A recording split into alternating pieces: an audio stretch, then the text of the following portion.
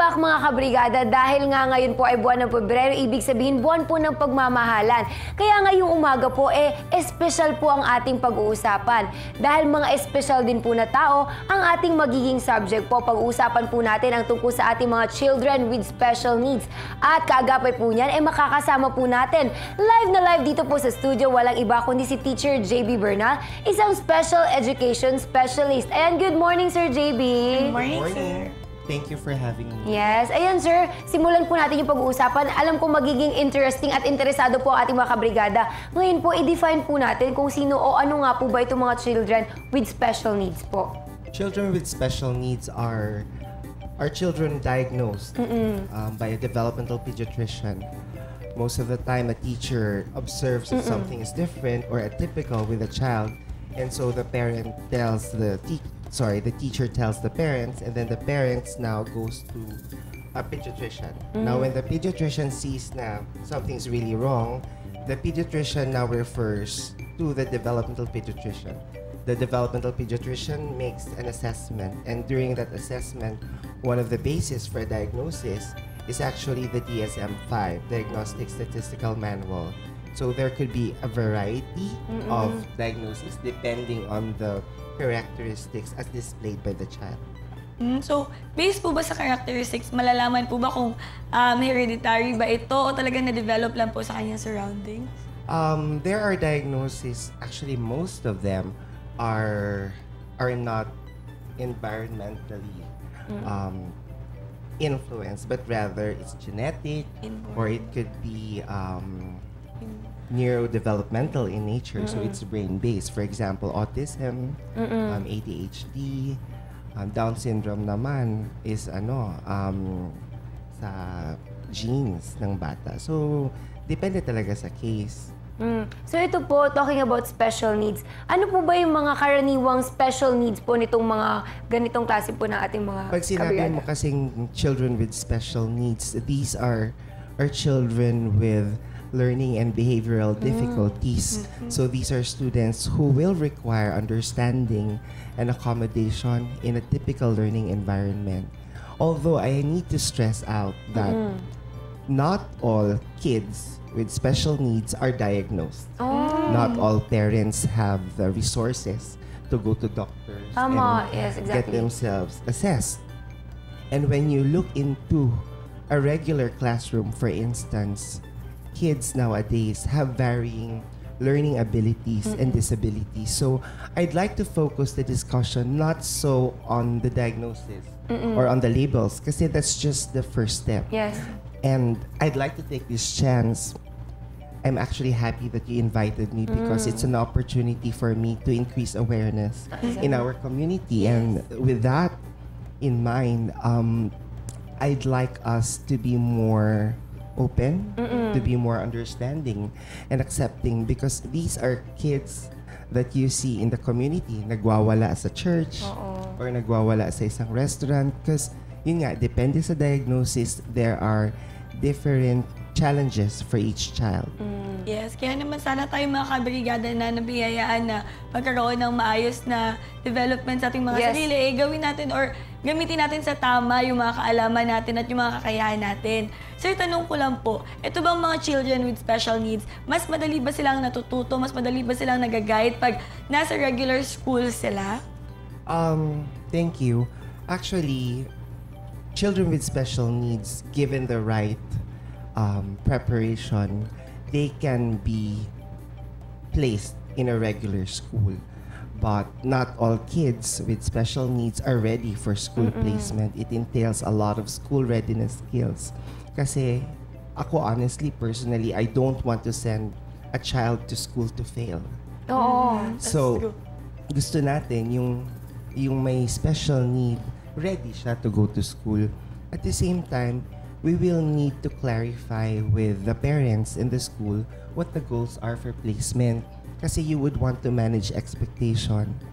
And based on my experience, you know, a lot of parents sasabihin nila, JB, saan siya magsa-school? Dapat nasa school siya, kapareho ng kapatid. Pero ako naman, syempre you need to evaluate the readiness of the child, where the child is at.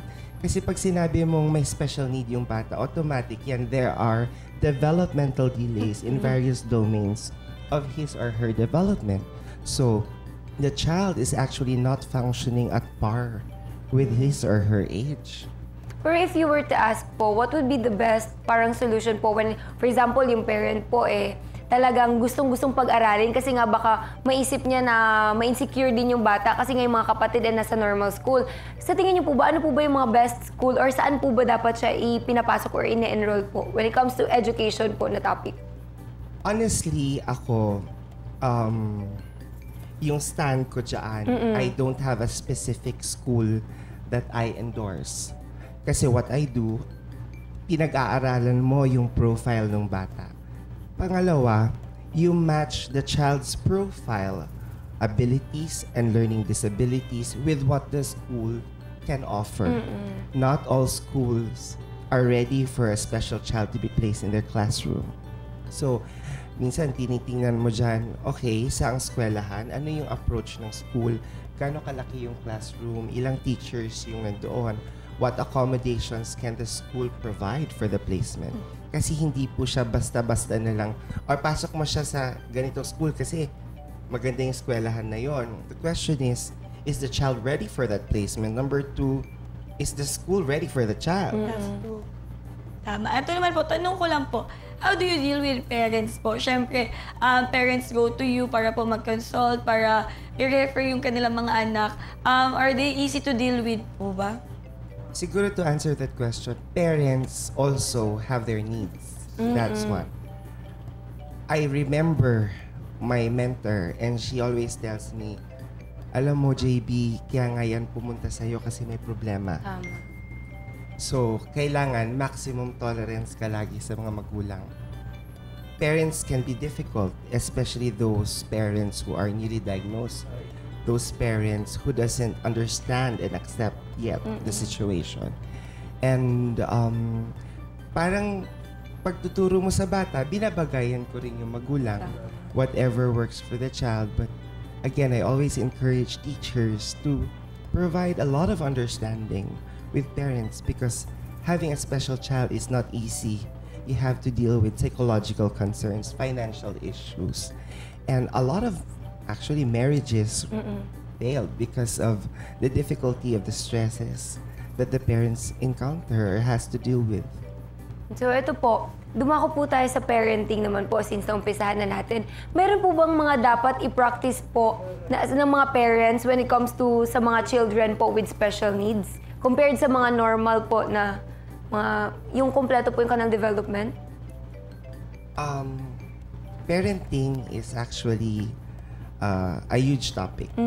And maybe to answer that question for purposes of our discussion, what parents should do, I think number 1 is to engage with their children, to develop rapport.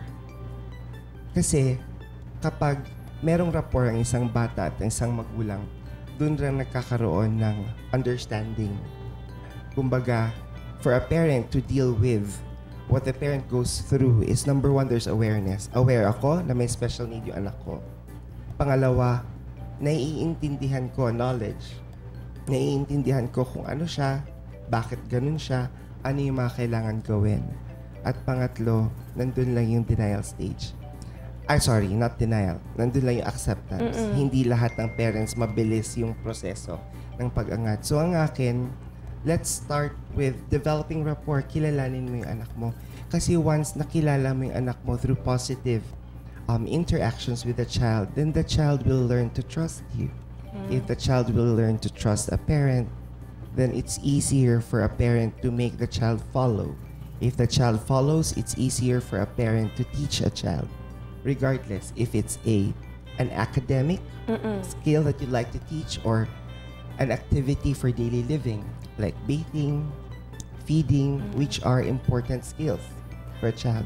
A lot of parents are very concerned about dapat sa school, dapat ganito, dapat ganyan. But nakakalimutan nating bumalik sa basic. Teka, marunong na ba siyang maligo? Oo. Nagto-toilet ba siya? Tama. Kumakain ba siya ng tamang food?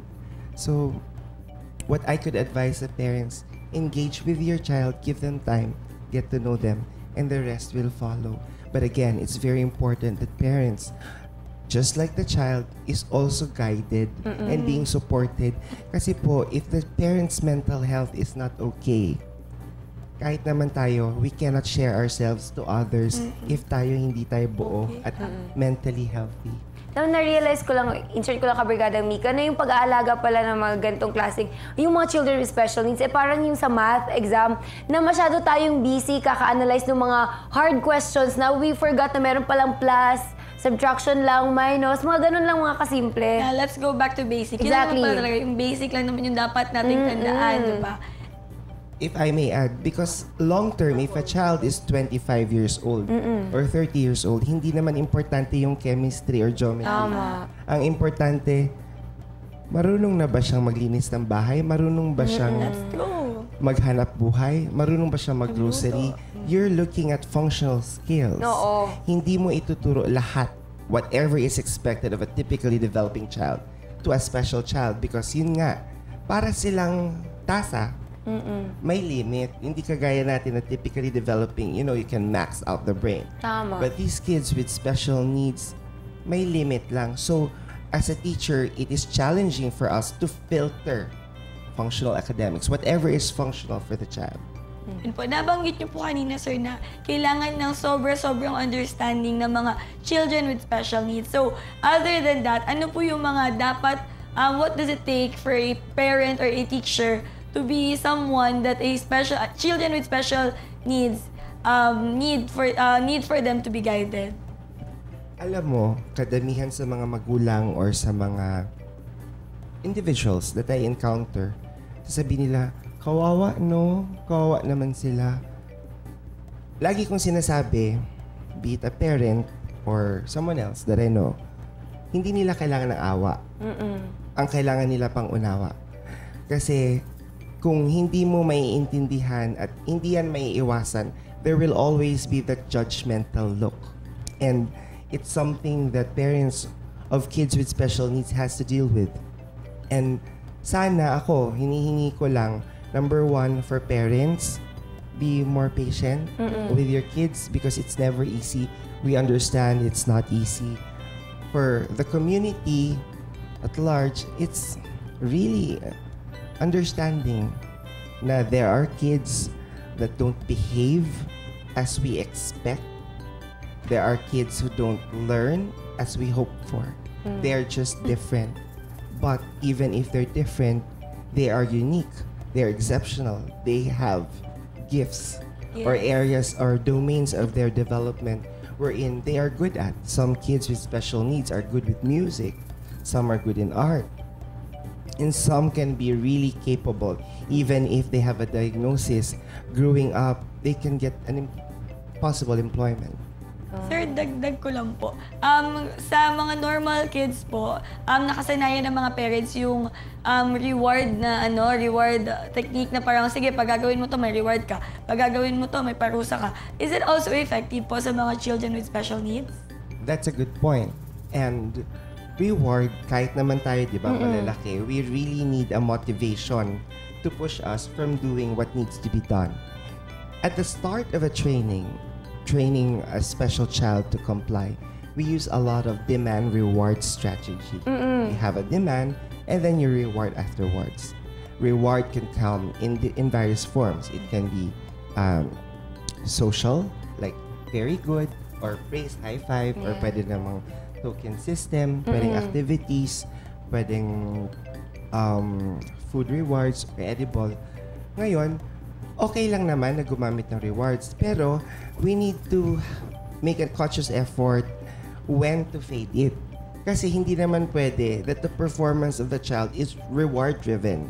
And there's a specific systematic process how and when you fade the reward. Kasi ayaw naman natin na naging dependent na yung performance niya doon at hindi siya magbe-behave or mag-aaral dahil walang reward. Eto sir, na-curious lang din ako ha. Meron po kasi, di ba, unlike niyo po na talagang alam po yung kaso nila, alam po yung mga pangangailangan nila. Kagaya po sa amin na medyo hindi po namin alam yung mga ganyang cases, meron po ba kami nagiging misconception towards sa mga children with special needs po? There's a lot of misconceptions. Like, And I would say that it's because of that stigma. But if you know well enough, or you've experienced well enough to be with kids and their families, actually, there's a typical family who has typical problems. Yung kalaban talaga nila is number one, yung society, how society views what they're going through. Pangalawa, yung endurance or yung perseverance, resilience, on how to go about what they're going through. Kasi having a special child has various issues that you go through. Number one, pag na-diagnose yung anak mo, isipin mo, okay, sino yung therapist na pupuntahan ko? Sino yung magaling na makakatulong sa anak ko? Now, pag nag-start ka na ng intervention at nagla-learn na siya, nagbe-behave na siya, iisipin mo na naman, okay, saang school ako pupunta? Ano ba yung perfect match sa learning profile niya? Saang school yung babagay sa anak ko? Pagpasok mo na sa school, naku, nabubuli ang anak ko. Will he have friends? Will he cope with academic difficulties or challenges? Especially that as you go up the ladder, the demands are higher. Demands in terms of content, demands in terms of sustaining their ability or focus to engage and complete the task. And then now, once you've finished, elementary or high school, saan siya magka-college? Ano yung course na babagay sa kanya? Again, not all kids with special needs goes through that. Because a lot of them, I think in Jensen, siguro mga 60% of the population are not equipped to be in school. Kasi nga, yung kultura na nangyari, based on my observation, and I may be wrong, yung mga parents before, parang tinago lang nila yung mga anak sa bata. Yung mga bata sa bahay kasi, ay, nakakahiya, baka ko anong sabihin. But now, kaya nga sobrang sabi ko, may brigada interview, sabi ko, gusto ko yan. Kasi that's my advocacy to really inform your audience and to increase the awareness kasi they can have better lives. Kaya nga may teachers, because the teachers, it is their role to provide opportunities for the kids to learn and have functional lives in the future. Sir, meron po tayong texter. Tanong niya po, may limitasyon ba ang pagbibigay ng atensyon sa mga batang may special needs? Limitasyon, dapat wala. no, wala. It's very important that on a regular basis, a parent should provide attention and time. And I need to look into the quality of the interaction. Kasi hindi naman pwedeng magkasama nga kayo sa isang kwarto, may attention yan, Jaybee, pero hindi naman kayo nag-uusap. Tama, hindi naman kayo engage. Time. Yung important kasi is yung quality of engagement. Kahit 2 minutes, 3 minutes, okay lang. Like ako, when I consult with parents, I tell parents, I don't expect you to, really spend time with your kid 2 hours a day. Kasi nga, alam kong impossible because you need to work to be able to provide and you need to recharge for yourself. So ang akin, ano bang kaya mong ibigay? How much time? Sabihin sa akin ng magulang, Jaybee, siguro 15 to 30 minutes. Oh, fine, let's start from there. Then, it's as teachers also, it's very important that we coach the parents on how to interact with the kids, both non-verbal and verbal interaction. At the same time, guide them as to the direction of where the child should go. Kasi hindi lang yun yung laging na-overlook. Kasi lagi tayo nakafocus, yung bata. Nakakalimutan natin yung magulang, they need to be healthy as well. Ito po, to wrap up everything po, Sir Jaybee, ano po ba yung primary na message po na gusto nyo iparating po sa ating mga kabrigada? Okay, siguro yung message and what we hope for the community is some understanding. Kahit hindi mo na acceptance, some understanding po. Pag may nakita kayong nagwawala sa simbahan or nagwawala sa mall or sa restaurant, understanding and not to judge the parents. Kasi some members of the community, pag nakita na gano'n, ano ba tong nanay na to, hindi marunong. You have no idea how hard it is to make a child sit, to make a child behave. And yun lang, sana some understanding and iwasan po natin that judgmental look. Oo. May Kasi prejudice masakit din yun agad. Oo. para sa mga magulang. Pangalawa, and I think more important, if you have a friend whose child is diagnosed with a special need, I hope you can provide that support to the parent. Be a friend. Listen to her struggle. It may be different from what you experience, but at least lang alam ng kaibigan mo na nandyan ka. Tama. Very important po yung support group para sa mga magulang. Ayun. Mga kabrigada, the least that we could do is to extend our understanding because if there is understanding, everything else will follow. Sabi nga nila, we don't know what battle our friends or the people we encounter fight a day. Kaya naman, let's be kind. Maraming salamat, Sir Thank you, Sir Jaybee Bernal, Jaybee. sa pagbahagi ninyo ng kaalaman ninyo at ng inyong pag-uunawa patungkol sa mga kabataan na may special needs. Naway mga kabrigada natin ay na-inspire, tumulong at umintindi sa mga kabrigada natin na may special needs. Huwag maglilipad sa pagbabalik ng Morning Hataw, abay hugot na more balita pa. Kaya dito lang tayo sa ating #1 morning show, ang Morning Hataw! Ang bahaging ito ay hatid sa inyo ng Curamed. Laban mo to!